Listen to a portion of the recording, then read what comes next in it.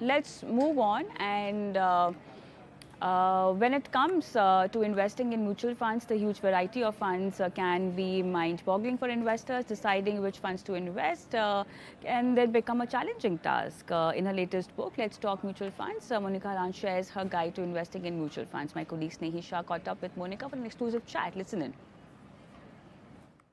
Love to be spoiled for choice. Yeah. So now that we have so many choices of mutual funds in the markets, and your book also has a table that streamlines, like, you know, all of these choices, which one. But for the ease of our viewers, could you explain in a nutshell how would you go about picking the right fund for you?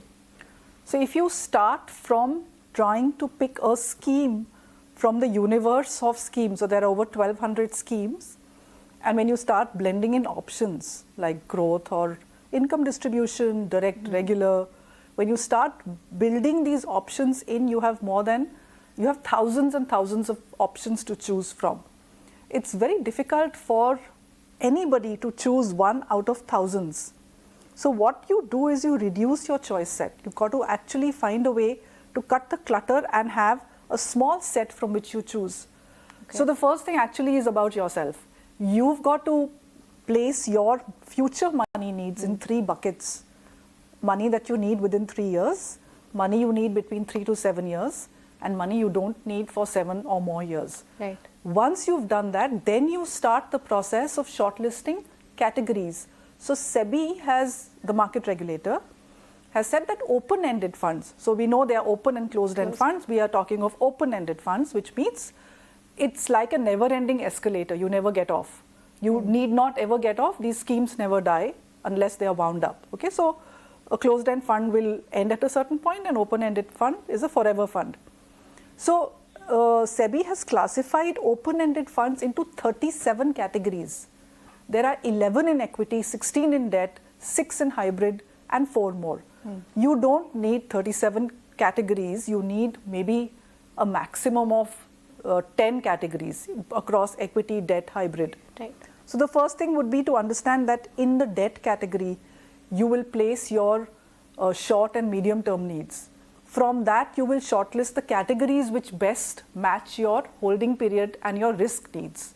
Okay, so let's say you pick 2 categories from debt, and then in equity, there is a much, you can do much more in terms of portfolio construction. So you pick maybe 4 categories. Let's say you pick large and mid, small cap, mid, and out of the hybrid, you pick aggressive hybrid. Let's say that.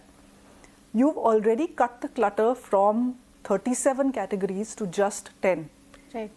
From these 10, now you start the process of selecting schemes. So I'm saying first divide your needs, short, medium, long term. Then you match that with the categories which are out there.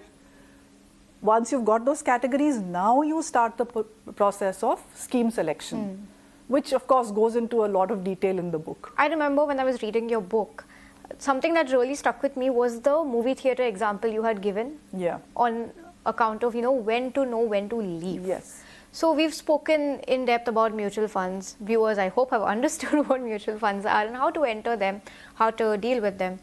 When do you know when's the right time to leave? Okay, that's a really good question. Because I get asked very often, is it a good time to enter and is it a good time to exit? Exit, yes. And I'm saying only you can know the answer, because if you look at markets, somebody tweeted the other day, good time for your book to come because markets are going up. So I answered, markets have been going up since 1981. Since always. Okay. Yes. Because markets go up, if an economy grows, markets go up. So when to exit depends upon something called your asset allocation, which investors have no option but to understand this. What is this? My split of my investment between equity and debt. Debt is the safer part of my portfolio. It's meant for needs which are within 7 years, 5 to 7 years. Equity is really my long term. Right. So suppose, and you have to fix this ratio, 60% equity, 40% debt, taking into account everything that you have, all your fixed deposits, your PPF, your PF, all of that becomes a part of your debt portfolio. All the insurances, the rotten insurances you have, you add that into the debt box.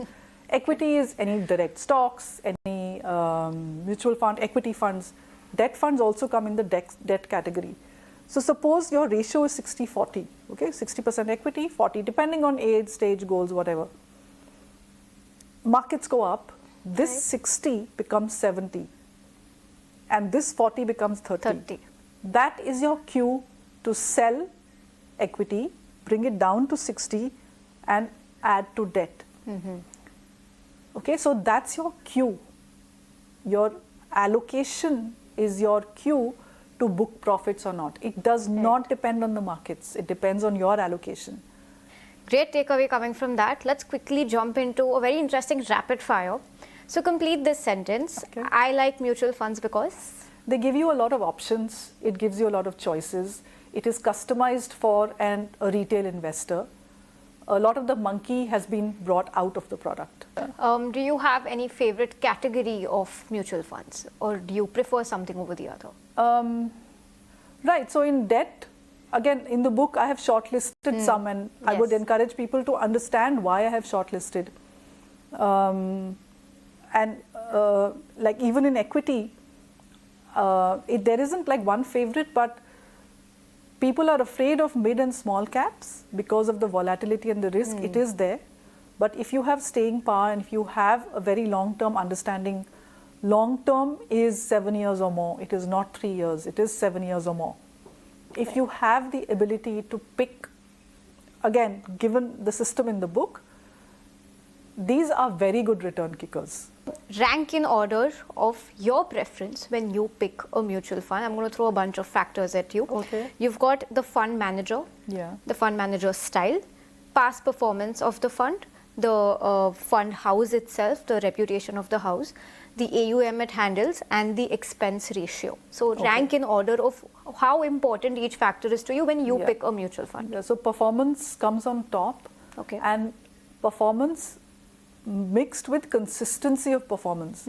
I want the scheme to be in the top quartile over 10 to 15 years, if not 20. So consistency of performance is very important.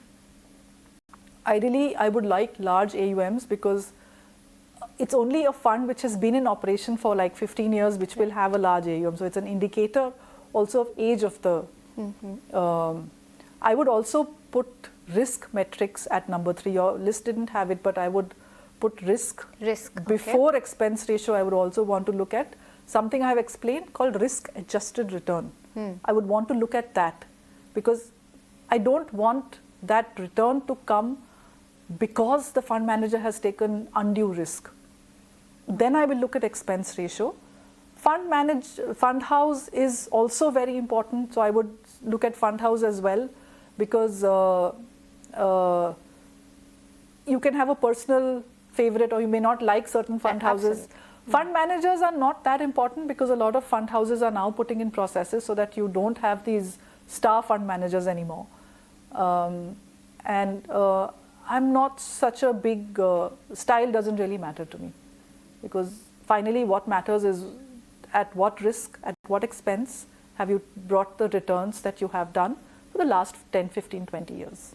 Okay, let's talk about a very recent buzzword that's on everybody's mind right now, and that's artificial intelligence. Right.